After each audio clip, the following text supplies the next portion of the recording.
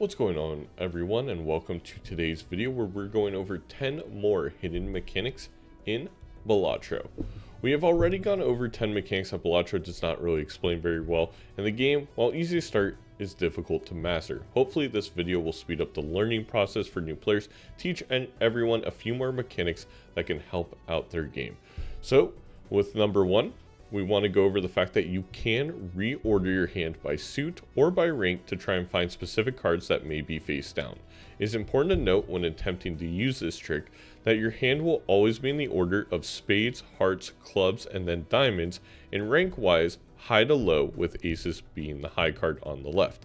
This means that if you order by suit, all the spades will be in rank order, then all the hearts, clubs, and then diamonds. If you order by rank, the ranks will be in order of spade, heart, club, and then diamonds when they're two of the same rank. So an example of this is if you have 3 aces on your far left that are face down and you know that they're aces, the one on the farthest left, or if you, let's say, have 4 aces, one of each suit, let's make this simple. The one on the far left is going to be spades, the next one is going to be hearts, then clubs, then diamonds. You know the order of those suits even when it's in rank order, and you know the order of the rank when it's in suit order. Now, you still need to use some deductive reasoning, but this is very important knowledge to have when trying to make straights or flushes, or even just trying to make pairs if you have a few cards face down with certain bosses. On to tip number 2. This may sound extremely basic, but it's important to note you can move your cards in whatever order you want to play your hand. The reason this is key is that for an ace through 10 straight, for example, you can play your cards to trigger a holographic king first and then a glass ace last, with the queen, jack, and 10 in the middle.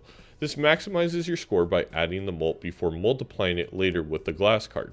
You can also drag your cards around in your hand for the same reason. When you have the shoot the moon joker, where each queen gives plus 13 mult when held in hand, you want to move those queens to the far left to make sure that your steel cards are to your right. This means you add the 13 mult before timesing by the 1.5 mult of the steel cards. Again, you always want the additive mult first and then the multiplying mult second, whether that's your jokers, your scoring cards, or your hand cards, and you can always shift your cards around to play them in certain orders or have them trigger in certain orders in your hand. Moving on to tip number 3. Brainstorm and Blueprint can copy more cards than you may think. One that is both extremely surprising and very powerful is Burglar, which removes all discards but adds 3 more hands to play. Since you already have 0 discards after the effect of 1 Burglar, each Brainstorm or Blueprint copy simply adds 3 more hands. Then, once a round starts, you're still free to move those Brainstorms and Blueprints to not copy Burglar, but keep those extra hands. Other interesting items include Mail-in Rebate or Faceless Joker.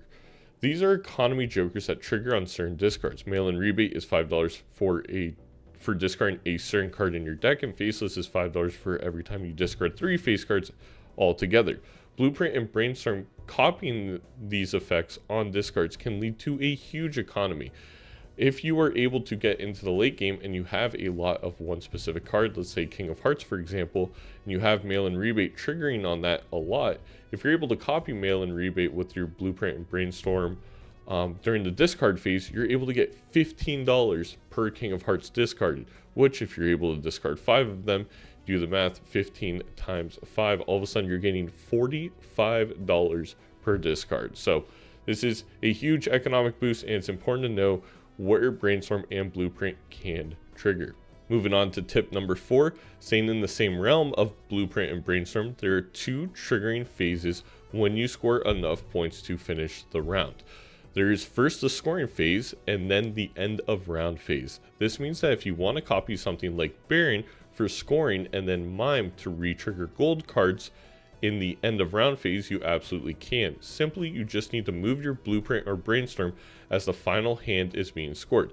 The placement of the jokers when you click play is what will be used for scoring, and then the placement of the jokers when the points are officially done adding up is what will be used for the end of round tallying. This means, you have your joker set up a certain way, you click play, then you can immediately move your blueprint, let's say to copy mime, and you wait. All the points will be tallied up like they were, as if the cards were played in the same order when you hit play. And then once that tallying up is done, it will trigger, your blueprint will copy your mime, you'll get a bunch more money from your gold cards in hand, and you sit there a very happy person. So all in all, it's important to note that there are two phases when kind of the end of round is happening because you've won. Again, there's that scoring phase that you have every time you play a hand, but then if it's the last hand of the round, there is a end of round phase that kind of triggers post scoring, and you can move the jokers around during the animations of the scoring to put them in the right spot. Moving on to number 5, the Overstock and Overstock Plus vouchers will refill the shop when purchased. This means that if you're looking to buy these vouchers but also want something from the shop, you should buy from the shop first, as the vouchers will act as a reroll for the 2 cards. When taking into account reroll costs, this basically halves the price of the Overstock voucher, making it one of the more cost-effective vouchers in the game. Shout out to Seaweg, who commented this in my comment section of the last hidden mechanics video as something to talk about. So make sure that if you have a joker, or if there's a planet card in there, a tarot card, or what have you, up there in the top portion of the shop that you want to buy, and you also are planning on getting the Overstock voucher that turn, to buy the card first, because this Overstock voucher will act as a refill. You know, it will replace that card that you bought and add another card to fill in all 3 spots now that you have Overstock, or all 4 spots if you get Overstock Plus.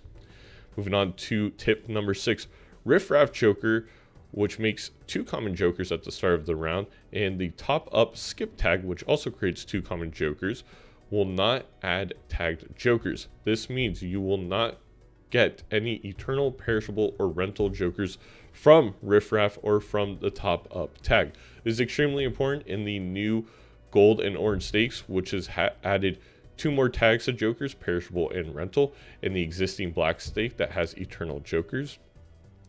This is because these new tags are really what makes the game difficult at higher stakes.